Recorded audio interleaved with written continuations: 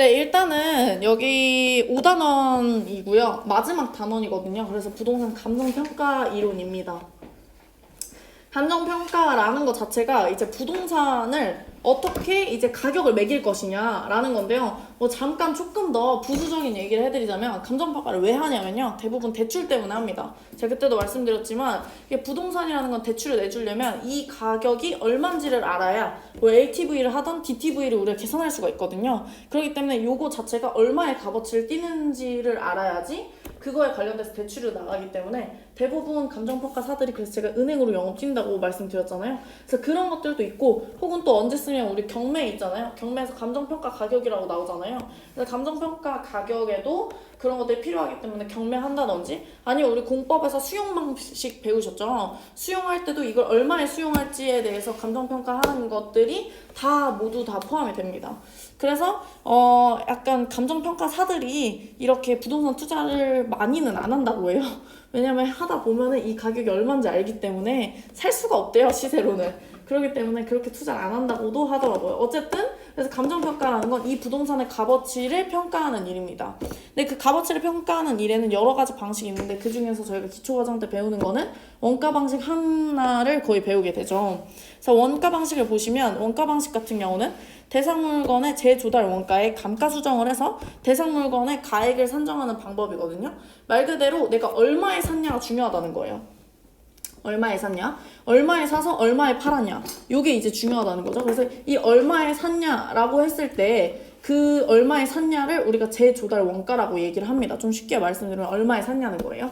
그래서 재조달 원가에 샀는데 이게 부동산이 같은 경우는 가치가 떨어진다는 게 뭐 시세 때문에 반영이 되지만 이건 여러분들이 부동산이라고 생각하시면 좀 어렵고 차라고 생각하시는 게 가장 쉽습니다. 차는 사는 순간부터 감가가 되잖아요. 그렇기 때문에 차는 절대로 새 차 사지 말라고 막 그런 얘기를 많이 듣는 것처럼 결국에 재조달 원가라는 건 내가 산 가격이 있는데 사자마자 얘가 값어치가 점점 떨어지잖아요. 내가 쓰면 쓸수록 키로수가 올라가면 올라갈수록 그 키로수당 우리가 돈을 받고 또 연식마다 우리가 깎이잖아요. 그런 거라고 생각하셔야 돼요. 그래서 원가 방식은 대부분 부동산에는 엄청 많이 적용되는 방법은 아니라고 하더라고요. 그래서 어쨌든 간에 이건 차량을 생각하시면 좀 쉬운데 재조달 원가에서 감가가 계속 깎인 다음에 우리가 대상 물건의 가액, 지금의 가액을 산정하는 방법입니다. 그래서 얘 같은 경우는 당연히 토지에는 적용하지 않아요. 왜냐면 토지라는 건 원가가 없잖아요. 그렇기 때문에 원가가 없고 또 토지라는 건 우리가 영속성에 의해서 감가가 되지 않는다라고 얘기했기 때문에 우리가 토지에는 적용하지 않는다. 이게 중요합니다. 그래서 문제에는 딱 요게 한마디로 나와요. 원가 방식, 토지에는 원가 방식으로 적용해서 적산가액을 구한다 라고 얘기했을 때 아니라는 것만 아시면 돼요. 그 다음에 여기서 좀 여러분들이 조심하셔야 되는 부분들이 뭐냐면 이 적산가액이란 단어가 중요합니다. 왜냐면 적산가액이란 단어는 원가 방식에서밖에 안 써요. 그리고 잠깐 뒤에 보시면 우리가 비교 방식도 배우셨거든요. 근데 비교 방식 보시면 뭐라고 부르죠? 비준가액이라고 불러요. 같은 금액인데 부르는 그 이름이 다릅니다. 그렇기 때문에 이 부르는 이름을 기억하시는 게 지금 더 중요해요. 이런 뭐 계산을 하는 것도 계산을 하는 거지만 여러분들이 일단은 이 적산가액이라는 단어가 중요합니다. 그러니까 적산가액이 나오는 순간 뭐가 나와야 되나요? 원가 방식이 나와야 돼요. 그래서 문제는 그거가 더 많이 나옵니다. 이런 어떤 계산하는 문제도 하나가 무조건 나오지만 이 문제도 무조건 한 문제가 나오거든요. 그래서 적산가액은 원가 방식에서 우리가 쓰는 단어다라는 걸 일단 아셔야 되고요. 그래서 하나씩 보시면 재조달 원가부터 보면 재조달 원가라는 건 대상 물건을 기준 시점에 재생산하거나 재취득하는 데 필요한 적정 원가의 총액이라는 거거든요. 이건 이제 왜 중요하냐면 우리가 어떤 건물을 지을 때 건물을 짓고 나서 내가 몇 년 동안 보유했거나 혹은 내가 어떤 사람한테 건물을 산 거면 이 건물은 지어진 지가 좀 된 건물이잖아요. 그렇기 때문에 이 건물이 얼마냐라는 걸 평가할 때 내가 산 금액으로만 평가하기에는 무리가 있다는 거예요. 그렇기 때문에 이거를 지었을 때 얼마냐 이거를 확인을 하겠다는 거거든요. 근데 지었을 때 얼마냐라고 판단을 하면 그게 이제 뭐냐면 준공 시점이나 혹은 신축 시점이라는 말이 나오는 겁니다. 근데 준공 시점이나 신축 시점에 하게 되면 그때는 우리가 엄청 그 경기 변동이 있기 때문에 그때는 쌌지만 지금은 똑같은 금액, 똑같은 재료에 똑같은 걸 쓴다 하더라도 인건비도 달라졌고 재료비도 달라졌기 때문에 똑같은 금액이 안 될 거라는 거예요. 그래서 여기서 뭐가 중요하냐면 기준 시점이라는 말이 중요합니다. 그래서 신축 시점이나 준공 시점이라는 말이 나오면 안 되고요. 신축 시점이나 준공 시점이라는 건 지금 시점이 아닌 거예요. 옛날 시점에 의해서 그걸로 인해서 우리가 옛날 시점에 의해서 재생산했을 때 금액은 지금 금액을 반영할 수 없기 때문에 기준 시점에 재생산하거나 재취득하는 데 필요한 적정 원가의 총액이라고 얘기할 수가 있습니다. 그래서 이 재조달 원가에는 여러 가지 종류가 있거든요. 근데 이 종류 중에서 첫 번째가 복지 원가인데, 복지 원가라는 건 물리적 측면에서의 원가입니다. 이것도 그냥 요 전체에서 한 문제가 나오거든요. 그래서 이 말도 익숙해지시면 됩니다. 동일 또는 유사한 자재를 사용해서 물리적 측면의 원가예요. 예를 들면 여기에 있는 서초동 1363-3번지 이 건물을 그대로 내가 다시 갖다 지으려면 여기에 있는 원가라든지 여기에 있는 원가가 있잖아요. 여기 건물 지을 때 뭐 기둥은 뭐로 했고, 그다음에 자재 내부 자재는 뭐로 했고, 외부 자재는 뭐로 했고, 이런 것들 있죠. 샤시는 어느 회사의 걸 했고, 이걸 그대로 갖다 했을 때 지금 시점에는 얼마면은 내가 이걸 만들 수 있냐라는 겁니다. 그래서 이런 거를 우리가 복지원가라고 하고요. 그래서 대표적으로 신축 부동산, 얼마 지은 지 얼마 안 된 거는 지금 금액 차이가 크게 안 나기 때문에 신축 부동산 같은 경우는 복지원가로 합니다. 그래서 문제도 이렇게 나옵니다. 신축 부동산은 물리적 측면의 원가를 구하기 위해서 복지원가로 재조달 원가를 취급한다, 계산한다, 뭐 이렇게 나와요. 그랬을 때 5라고 칠 수 있으면 됩니다. 두 번째도 보시면 대치원가가 있는데요. 대치원가나 대체원가인데 얘는 핵심이 기능과 효용이에요. 그래서 기능과 효용이란 단어가 나오면 대체원가가 나와야 돼요. 그래서 얘네들을 바꾸거든요.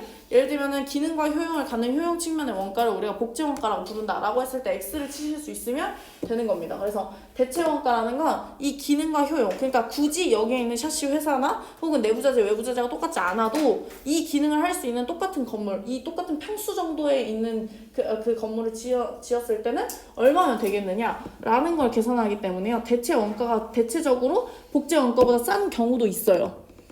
왜냐면은 이게 이제 기능만 하면 되기 때문에 점점 이제 날짜가 좋아지면서 미래가 되면서 이제 결국에는 자재 같은 경우도 점점 좋아지잖아요. 그래서 같은 기능을 해도 좀 더 저렴한 그런 자재들이 나오기 때문에 그런 것 때문에 일단 효용 측면에서의 원가를 우리가 대체 원가라고 합니다. 근데 이 문제는 사실 잘 안 나오고요. 기준을 보시면 건물의 재조달 원가는 자가건설이어도 도급 건설 비용으로 원가를 산정한다. 이 말이 제일 많이 나옵니다. 왜냐면은 건물을 지을 때 우리가 원가를 산정하잖아요. 근데 건물 지으는 그 시공사들의 이윤까지도 다 포함해서 원가를 산정합니다. 왜냐면 무조건 건물을 짓는 순간 시공사를 산정을 해야 되잖아요.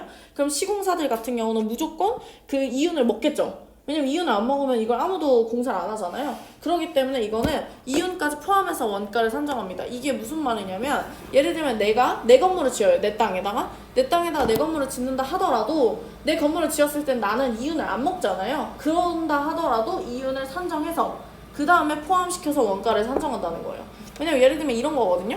제가 제 땅에다가 제 건물을 지었어요. 근데 제가 이제 대출을 많이 받아서 이게 경매로 넘어갔어요. 그럼 감정평가사들이 제 건물에 대해서 감정평가를 해야 되잖아요. 그래서 제가 예를 들면 건물 지었던 어떤 내역을 봤더니 제가 스스로 건설했기 때문에 이윤이 없어요. 그냥 자재를 사가지고 인부도 제가 직접 뿌리고 이랬기 때문에 엄청 싸게 했어. 그런다 하더라도 이 근처에 최근의 시세가 여기 이 건물을 요 정도 지으려면은 얼마 정도 필요한지를 조사를 해서 그 다음에 하는 거죠.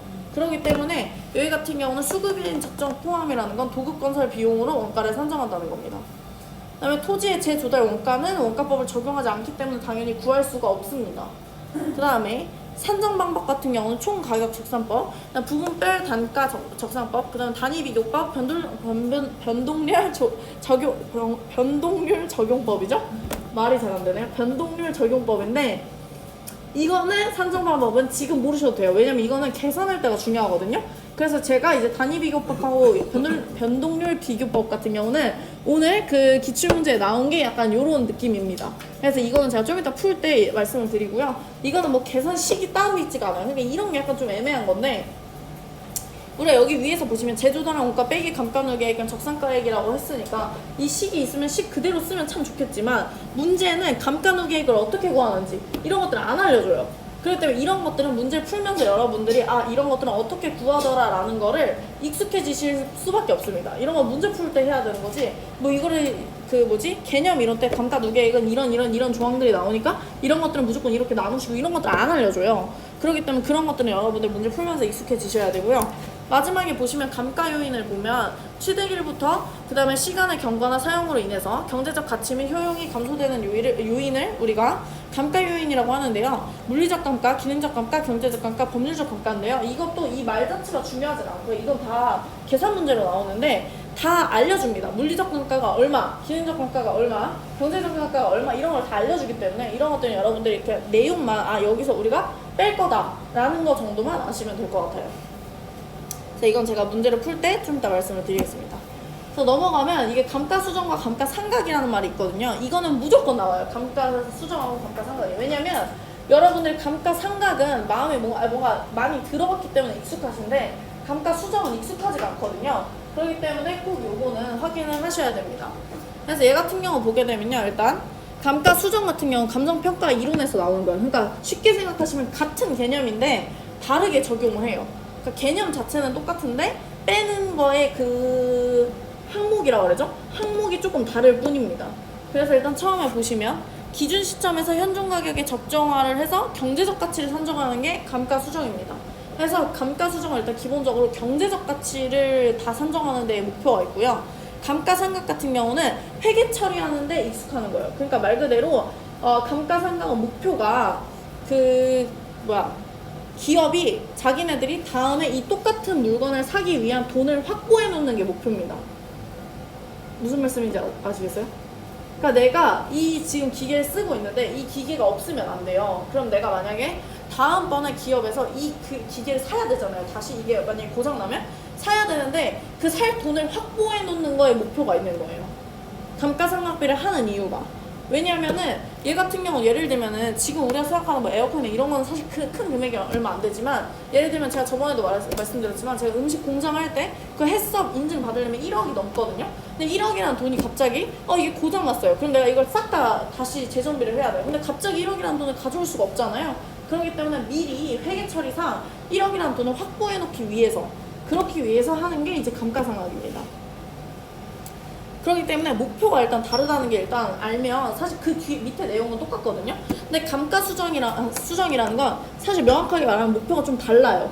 뭐가 다르냐면 감가상각 같은 경우는 아까도 말씀드렸지만 돈을 확보해 놓는 게 목표라면 감가수정 같은 경우는 지금 얘가 얼마짜리냐에 따라서 내 자산의 규모를 확인하는 거예요. 그러니까 기업이 지금 요런 값어치의 부동산을 가지고 있다. 그러니까 얘네들은 이만큼 자산을 가지고 있는 사람이야 라는 걸 증명해 주는 거거든요. 그렇기 때문에 얘는 목표가 일단 좀 다르다. 그러니까 목표는 사실 반대입니다. 반대. 그러다 보니까 감가수정은 경제적 가치를 산정하는 거예요. 지금 시세가 보통 얼마고 이런 것들 있잖아요. 그래서 여러분들 보셨는지 모르겠지만 가끔 임장 가시다 보면은 그 부동산 앞에 감정평가사들한테 가격을 제공하지 않습니다 라는 어떤 문구를 혹시 보셨는지 모르겠어요. 이게 부동산 같은 데 가면은 요만한 이렇게 뭐라 그러죠? 이런 것들을 이렇게 달아놔요. 붙여놔요. 여기다가 감정평가사들한테 뭐 가격 정보를 제공하지 않습니다. 이런 부동산들이 있거든요. 대부분 그래요. 근데 그러니까 감정평가사들이 이제 감정평가사가 아닌 것처럼 가서 해야 되는 경우도 있거든요. 이 제공을 잘 안 한다고 해서. 근데 얘네들의 역할은 경제적 가치를 산정하는 거기 때문에 결국에는 이 시세가 얼마인지를 꼭 확인을 해봐야 됩니다. 그래서 시장 가치를 구하는 거고 그러기 때문에 실제 감가와 일치해요. 예를 들면은 이 부동산이 지금 이렇게 되어 있는데 예를 들면 이 인근의 시세를 봤더니 뭐 양지역이 요즘에 뭐 안 좋아서 계속 금액이 깎아지고 있다. 그러면은 그런 감가들을 다 반영을 하는 겁니다. 그렇기 때문에 당연히 호재나 악재 이런 것들에 대해서 부동산이 얘기를 해주면은 금액이 깎이잖아요. 그렇기 때문에 얘네들은 잘 제공을 안 하려고 하는 거죠. 공인중개사 입장에서는. 어쨌든 그렇습니다. 그다음 밑에 보시면 그래서 재조달 원가를 기초로 합니다. 하지만 감가상각이라는 건 내가 산 가격으로 나중에 살 수 있다고 가정을 하는 거잖아요. 그래서 취득 원가를 기초로 합니다.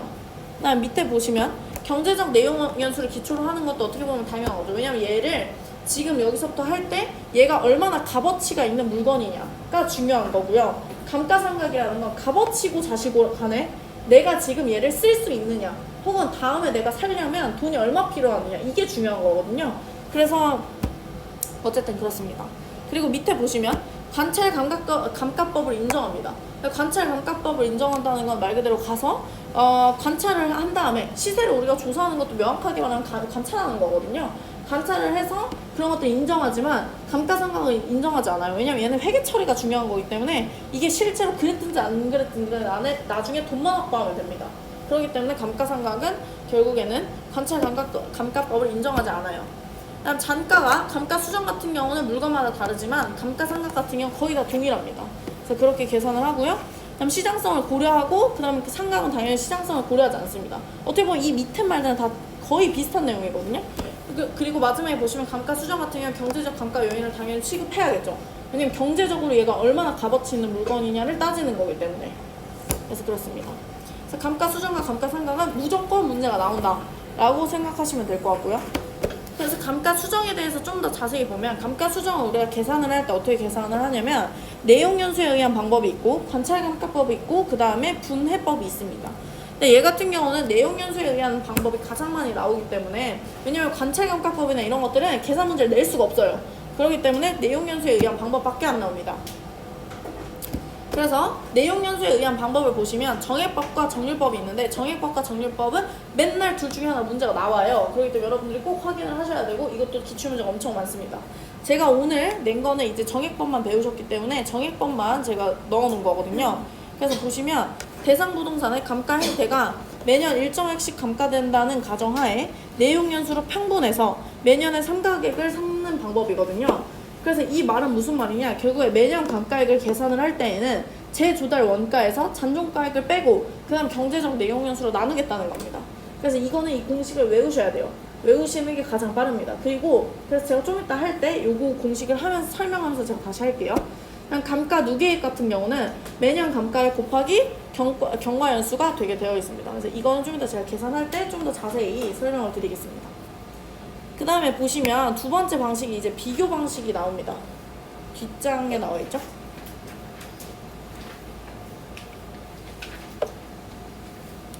비교 방식을 보시면 비교 방식에는 일단 거래사례 비교법이 가장 대표적으로 있는데 거래사례 비교법에서 쓰는 말이 뭐라고요? 기준가액. 여러분들 이거 기억하시는 게 더 중요하고요. 중간에는 싹 다 뭔지 모르지만 뭐 하는 거야? 다 곱하기다 생각하시면 되세요. 그래서 비준가액은 계산할 때 우리가 다 곱하기로 계산을 합니다. 그래서 대상 물건과 가치 형성 요인이 같거나 비슷한 물건의 거래 사례를 비교해서 대상 물건의 현황에 맞게 사정 보정, 시점 수정, 가치 형성 요인을 비교하는 거예요.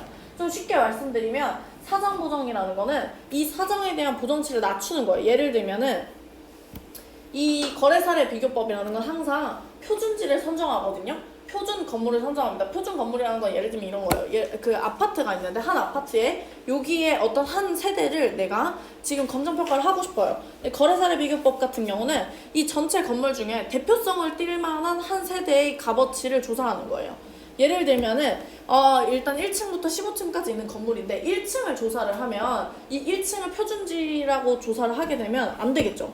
왜냐면 1층이라는 건 우리가 보통 평균적으로 금액이 좀 낮다라는 생각을 하잖아요. 15층 같은 경우도 마찬가지로 우리가 탑층이라고 하면 대부분 우리가 금액이 낮다라고 생각을 하기 때문에 이것도 나중에 이제 배우시는데 일단 기본적으로 여기 사정 보정이라는 거는 거래 사례에 특수한 사정이나 개별적 동기가 반영되어 있지 않은 경우를 선정해야 되는 거예요. 되어 있는 경우에는 없었을 경우에 적절한 가격 수준으로 정상화라는 건 말 그대로 사례 가액이라는 건 거래 사례에서 특수한 사정이나 개별적 동기가 반영되어 있지 않은 거를 보고 거기에서 만약 내게 특수한 사정이 반영되어 있으면 그만큼 깎아야 되고 혹은 또 좋은 게 있으면 그만큼 올려야 된다는 거죠. 그래서 예를 들면 우리가 뭐 6층 정도로 했어요. 6층을 우리가 표준지로 계산을 했더니 6층이 5억짜리야. 근데 내가 지금 계산을 하고 싶은 건 2층짜리예요. 그럼 어쨌든 2층은 5층보다는 좀 더 금액이 낮겠죠. 그런 걸 우리가 생각할 수 있으니까 그럼 그게 몇 프로 정도 낮을 거냐라는 거를 거래 사례를 엄청 많이 수집을 합니다. 그럼 그런 것들 다 평균치를 내서 몇 프로라는 게 나오면 거기다 곱해서 계산을 하겠다는 거예요. 그래서 그런 식으로 좀 이따 아까 그 문제도 그렇게 풀어주시면 됩니다. 그래서 이거는 예시를 들어주시더라고요. 100분의 뭐 100 플러스 마이너스 알파 이런 거 하면서 계산을 예시를 들어주셨었거든요. 그래서 그거를 제가 문제로 냈었던 겁니다. 그다음 시점 수정이라는 건 마찬가지로 내가 지금 조사한 시점을 봤더니 얘는 몇 년 전에 거래했던 거예요. 근데 지금은 몇 년에 비해서 얼마나 값어치가 올랐다라는 걸 퍼센테이지가 알면 그 퍼센테이지로 정상화를 시켜서 지금 수준에서 얼마냐라는 걸 따지겠다는 거죠.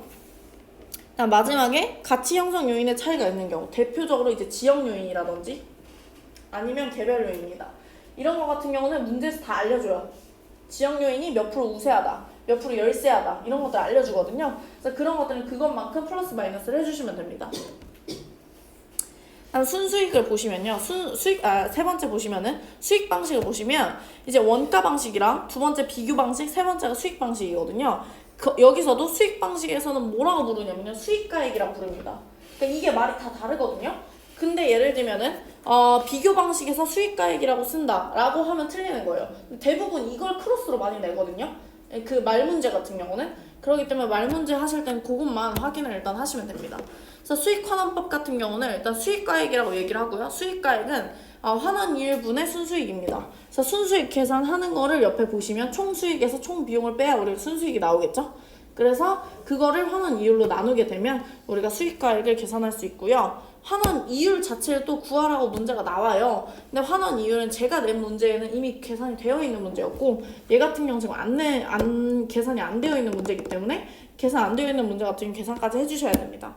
환원이율은 원본가치분의 순수익으로 한 다음에 곱하기 100을 하면은 환원이율이 나오고요. 혹은 문제에서 자본수익률이나 자본회수율을 주는 경우도 있어요. 그럼 걔네들을 더해서 우리가 환원이율로 계산을 해야 됩니다.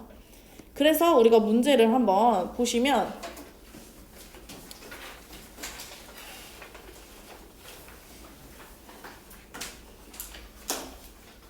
문제를 보시게 되면요.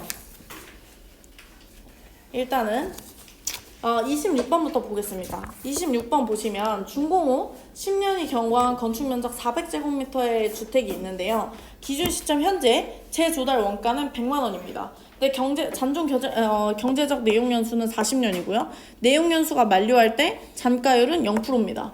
자, 그러면은 우리가 여기 보시면은 일단은 적산가액을 구하라고 했었잖아요. 그럼 적산가액 같은 경우 계산을 어떻게 하죠? 재조달 원가 빼기 감가누계액이죠. 근데 감가누계액 쪽에 그럼 오른쪽 페이지 보시면 감가누계액은 또 계산을 어떻게 한대요? 매년 감가액 곱하기 경과연수입니다. 그쵸? 그 다음에 매년 감가액은 또 어떻게 구한대요? 경제적 내용연수분의 재조달 원가 빼기 잔존가액입니다. 맞죠? 그럼 이걸 한 번에 써볼게요. 그러면 얘는 어떻게 계산을 할 수 있냐면요. 재조달 원가에서 재조달 원가 빼기 이제 감가누계액을 해야 되는데 감가누계액은 매년 감가액이죠. 그럼 매년 감가액을 여러분들이 구하셔야 되는데 매년 감가액은 어떻게 구한대요? 경제적 내용연수분의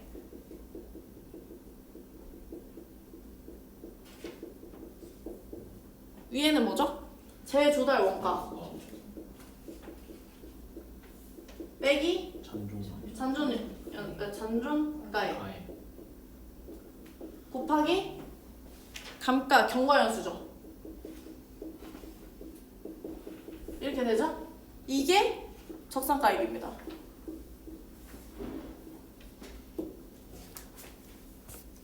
그래서 보시면 재조달 원가는 얘가 지금 제곱미터로 나와 있죠.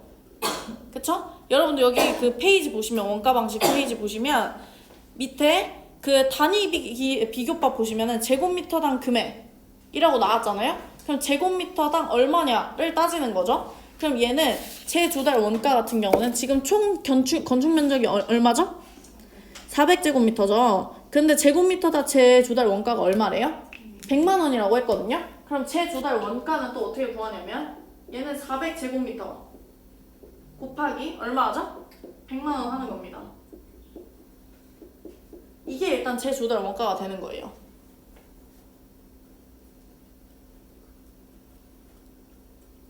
그러면 얘네가 얼마죠 총? 4억 원입니다. 400 곱하기 100만 원이니까요. 4, 0, 4개고 만원이잖아요. 만원과 0, 4개면 총 8개거든요. 그럼 억입니다. 4억 원. 잘 모르시면은 계산기 이것도 하시면 돼요, 그냥. 그럼 400제곱미터 곱하기 100만 원은 4억 원. 즉, 재조달 원가는 얼마예요? 4억 원이 되는 겁니다. 되셨죠? 다음에 빼기 매년 감가액을 구해야 되는데 경제적 내용연수를 보셔야 되는데 경제적 내용연수 보실 때 조심하셔야 되는 건 잔존 경제적 내용연수가 얼마예요? 40년이죠. 그래서 40년으로 나누시면 안 되고 얘가 지금 10년이 지났다 했죠. 그럼 총 경제적 내용연수는 몇이죠? 10 더하기 40이라서 50입니다. 그쵸? 그러니까 40으로 나누시면 안 되고 10 더하기 40으로 나누셔야 돼요. 10년이 지났고 잔존이 40년 남았다는 거니까 총 경제적 내용연수를 얘는 몇 년으로 취급한 거냐면 50년으로 취급을 한 겁니다. 그래서 나누실 때는 50으로 나누셔야 돼요. 그리고 여기서는 제조달 원가가 4억 원이었죠. 그 다음 빼기 잔가율이 0%라 그랬으니까 없는 거죠. 0원입니다. 0원이고요. 곱하기 경과연수 몇 년 지났어요? 10년 지났다고 했죠? 그래서 10년. 그리고 이거 꼭 괄호 치셔야 됩니다. 뭐 괄호 사실 안 쳐도 되긴 하는데 이 곱하기라는 건 항상 곱하기를 먼저 계산하셔야 돼. 얘 빼고 나서 곱하면 안 됩니다. 그래서 10년하고 얘를 먼저 계산하시고 그 다음에 그 4억 원에서 빼야 됩니다. 그러니까 이걸 빼고 나서 곱하면 안 돼요. 네, 뒤에 헷갈리시면 괄호를 치세요 항상. 그래서 여기 계산해보면 4억 원을 일단 50년으로 나눠야겠죠. 그러면 얼마 나오냐면은 800만 원이 나옵니다. 이것도 다 계산기 두드리시면 됩니다. 근데 800만 원에다가 이게 10년이 지났죠? 그럼 얼마죠? 8천만 원이죠? 그렇기 때문에 4억에서 얼마를 빼죠? 8천을 빼는 겁니다. 그럼 얼마 남죠? 3억 2천이 됩니다. 그러니까 사실은 이걸 보시면 푸실 수 있습니다. 그대로 갖다가 식을 넣으면.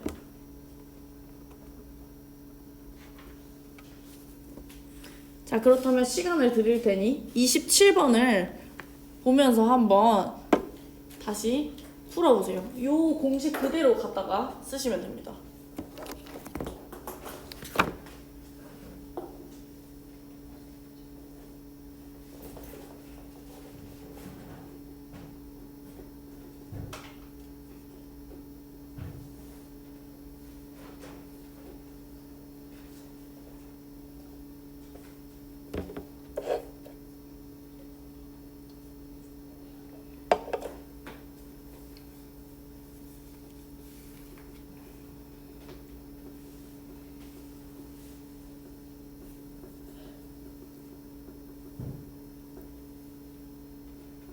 퍼센테이지는 어떻게 적용해서 풀어요? 네? 퍼센테이지는 그럼 어디 퍼센테이지가 있죠? 잔가율이 10%라고 하면은 네. 잔가율이 10%는 여기 원래 제조달 원가의 10%입니다. 잔존가액이라는 거.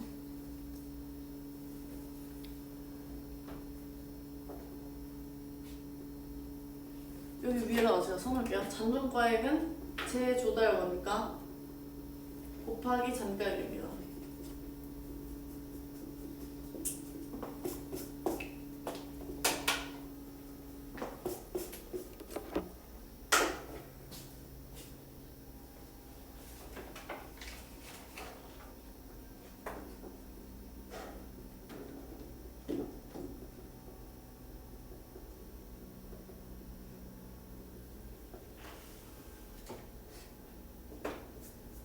저거 두 개를 곱해야 잔존 가액이 나오는 거죠? 네네. 제조달 원가 곱하기 잔가율을 하셔요.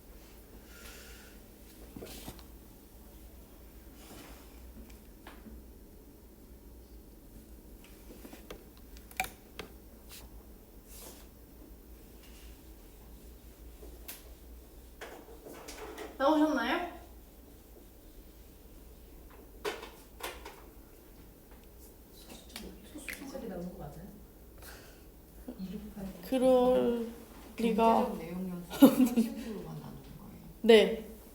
2억 5,500인데 답이? 해보겠습니다. 1,800 나왔는데? 전 2억까지 못 갔는데. 해보겠습니다. 일단 재조달 원가가 얼마죠? 3억이요. 3억이요. 3억이죠? 네. 그러면은 해볼게요. 재조달 원가는 3억이죠? 네. 빼기 매년 감가의 경제적 내용 연수는 몇 년이죠? 30년. 잔존이랑 26번은 잔존 경제적 내용 연수고 네. 27번은 그냥 경제적 내용 연수가 나와 있거든요. 아, 네 맞아요. 플러스 3년, 그래서 30년 아니에요? 여기서는 그냥 30년 경제적 내용 네, 맞습니다. 본 거. 네 30년으로 나누는 겁니다. 그래서 여기서는 잔존이니까 이거를 헷갈리시면 안 되는 게 잔존은 아까 10년하고 40년이 지났다는 소리고요. 얘는 전체 경제적 내용 연수가 그냥 30년이라는 소리입니다. 그러면은 30년하고 4년을 더 하시면 안 되죠. 그냥 30년인데 총 4년이 지났다는 소리예요. 왜냐면 잔존 경제적 내용 연수랑 경제적 내용 연수가 좀 다른 거죠. 그래서 보시면 3억 30년에서 재조달 원가가 3억 원이었죠. 네. 빼기 잔존가액이라는 건 3억 곱하기 10%죠. 그러니까 3천만 원이죠. 네. 그래서 정리를 하면 결국에 30년분에 3억 빼기 3천만 원 하면 얼마죠? 2억 7천이죠. 2억 7천이 되고요. 곱하기 경과연수 몇 년 지났대요? 4년. 4년 지났다 그랬죠? 네. 잘 생겼네.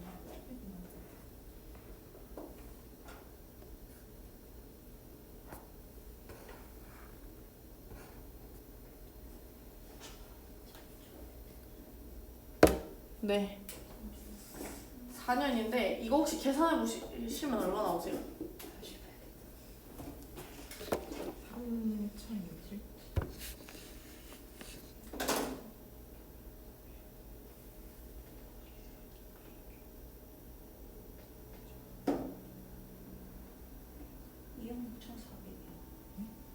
그거죠. 네. 아 이거 제가 그거예요. 여기 계산식을 잘못 뺏겼어요. 중공 원래 5년이었는데 다 문제에서는 제가 4년이라고 써놔서 그래요. 이게 5년이거든요. 중공은 5년이라서 이게 5년. 그거 바꿔주세요. 그럼 문제를. 4년 말고 5년으로. 중공고 4년이 경과한 5년. 네. 5년 경과한 걸로 하시면 4,500 빠지죠. 네. 그럼 얼마 나오죠? 2억 5,500 나오죠? 이렇게.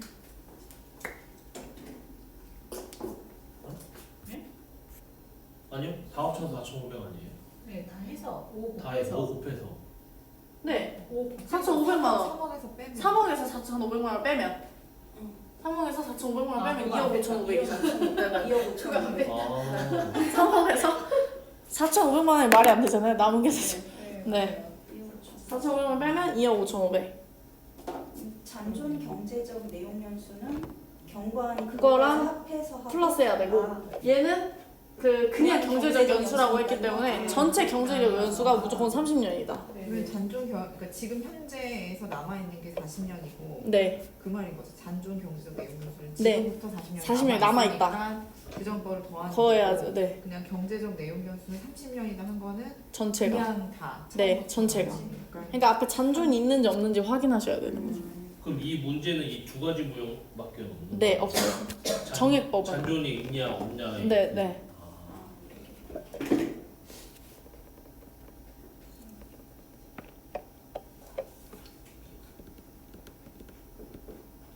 되셨죠? 다 써놓으셨죠?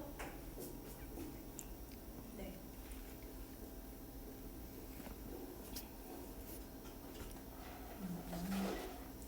그다음 28번 보겠습니다. 28번은 사례 토지가 대상 토지보다 25% 고가 거래된 경우에 사례 부동산의 사전 보정치라고 했는데요. 일단 사전 보정치라는 건 사례 부동산 분의 대상 부동산으로 계산을 합니다. 그러면 무조건 기본은 100이에요. 100. 그래서 얘 같은 경우는 일단 사전 보정치가 사례 부동산분의 대상 부동산이죠? 네. 근데 근데 얘는 어떻다 했어요? 사례 토지가 대상 토지보다 25% 고가 거래가 됐다는 건 25%가 더 반영이 된 거죠. 그러면 일단 대상 부동산이 아무것도 없기 때문에 대상 부동산을 100으로 놓습니다. 왜 100으로 놓냐면요. 얘가 퍼센테이지로 알려주기 때문에 100으로 놔야 계산이 쉬워요. 되셨죠? 그 다음에 사례 부동산은 100%에다가 고가 거래가 된 거죠. 여태 25%를 곱하시면 안 되고요. 1 더하기 25%를 곱하셔야 돼요. 왜냐하면 이거 명확하게 말하면 100만 원에다가 25% 고가 거래됐기 때문에 100만 원 더하기 100 곱하기 25%예요. 그러다 보니까 100만 원을 앞으로 묶으면 100을 앞으로 묶으면 1 더하기 25%가 되는 거죠. 그러니까 25%를 곱하면 숫자가 더 작아져요. 25가 되잖아요. 그렇게 계산하시면 안 되고 얘가 그냥 쉽게 생각하시면 고가 거래가 됐다. 그럼 25 앞에 1을 더 붙이는 거예요. 125%인 거죠. 125. 그래서 얘는 뭐가 되죠? 밑에가 분모가 125가 되고 위에는 100이 되죠. 그래서 125분의 100을 그냥 나누시면 됩니다. 그럼 0.8이 나와요. 다시 고가 거래가 됐다고 하거나 우세한다 이런 말들이 나오면 다 1을 더하시고 하셔야 돼요. 알겠죠? 네. 그리고 1을 더하면 26 아니에요? 이건 퍼센트잖아요. 아, 퍼센트. 그래서 계산을 할 때 그래서 이걸 좀 헷갈리시면 그냥 125%라고 하세요. 네. 그게 더 생각하시기가 쉽거든요. 네네. 그래서 125%다. 아,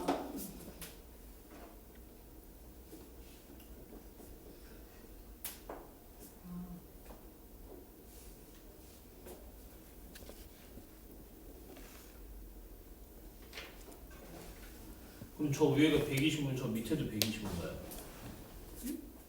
여기 위에요? 아니 저기요. 여기요? 아니 저 맨 밑에요. 여기요? 그 옆에요. 얘요? 네. 네. 얘는 100이죠. 네. 얘는 25죠. 둘이 더하면 125. 125%. 네. 지금 너무 많은 게 지나갔어요, 케이준님. 28번. 28번이거든요? 이 28번 지금 하나는 네. 저희가 이거 설명하고 좀 아, 지금 설명해 드린 거는 어디냐면은 시점 보정치. 여기 여기 그 뭐지? 비교 방식에서 시점 수정치 한 겁니다. 여기 비중가액 구하는 거예요, 이게. 근데 시점 수정치. 근데 사정 보정치, 시점 수정치, 지역 요인, 개별 요인 비교치가 다 이겁니다. 이렇게 계산해요. 싹 다. 선생님 여기 적어주시면 안 돼요? 아, 네. 화면 다시 봐야 될 것 같아요. 봤는데 이게 안 되는데 네. 저안 봤는데 똑같네. 똑같아요. 다시요. 네. 시트 사정 보정치부터 할게요. 네. 사정 보정치는 다 사례 부동산분의 네, 그겁니다. 네, 설명하셨어요, 수업 시간에. 네. 대상 부동산. 제일 쉬운 계산. 이거죠? 근데 계산은 다 100을 기준으로 합니다. 네. 그래서 밑에는 지금 25% 고가 거래가 됐다고 했기 때문에 100 일단 원칙부터 얘기할게요. 100 더하기 100 곱하기 25%예요. 왜냐면 얘가 고가 거래가 된 거기 때문에 얘는 기존 거에다가 추가가 된 거예요. 추가. 원래 있는 거예요. 그러니까 더해야 됩니다. 추가한 거기 때문에. 그다음 위에는 부동산은 아무 얘기가 없으면 그냥 100입니다. 아무 얘기가 없으면 100. 그러니까 100으로 시작하는 거예요. 일단 기본은. 100으로 시작하는데 얘는 추가가 됐기 때문에 더한 거죠. 그럼 얘는 100 더하기 100 곱하기 25% 하면 25죠? 25분의 100이 되는 거죠. 그럼 얘는 분모는 125가 되고요. 분자는 100이 됩니다. 되셨죠? 그렇기 때문에 얘를 계산하면은 뭐가 나온다고요? 0.8? 이렇게 됩니다. 29번을 한번 해보라고 하려고 했는데 안 되겠습니다. 제가 해볼게요. 일단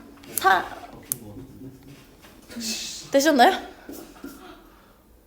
100 더하기 100 곱하기 25%가 분모이고요. 분자는 100입니다.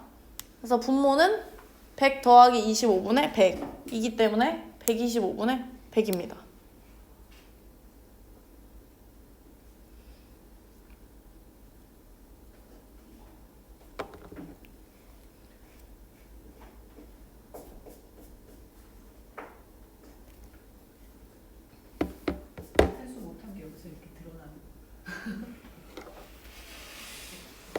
되셨죠?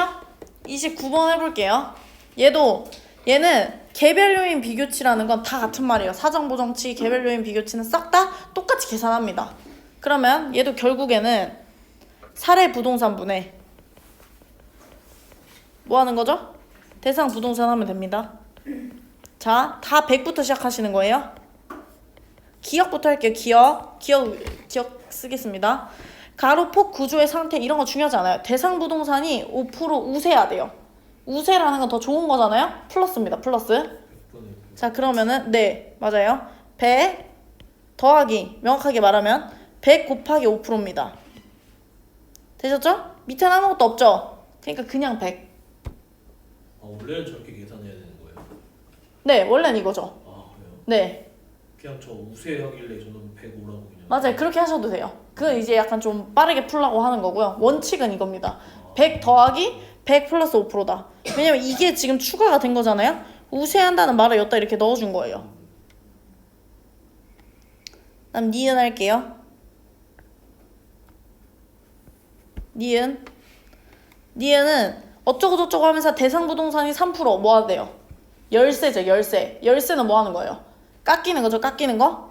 그렇기 때문에 얘는 뭐 돼요? 100 더하기 100 더하기 하면 안 되죠? 깎이는 거라고 해놓고서 100 빼기 100 곱하기 3%가 되는 겁니다. 그리고 밑에는 아무것도 없으니까 그냥 100. 그다음 디귿. 형상 및 고전은 동일함. 동일함은 그냥 뭐예요? 아무것도 없죠. 100분의 100. 사실 안 해도 됩니다. 1이기 때문에. 리을. 행정상 어쩌고저쩌고 하면서 대상 부동산이 뭐가 돼요? 4%? 우세. 그러면은 100 더하기 100 곱하기 4%죠. 밑에는 아무것도 없죠? 네. 100.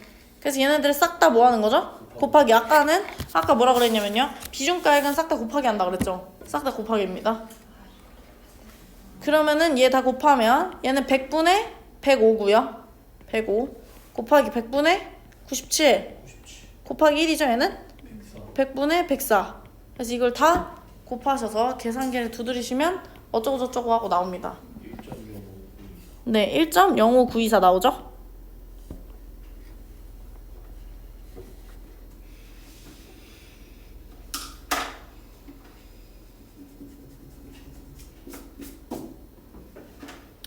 (30번) 보실게요.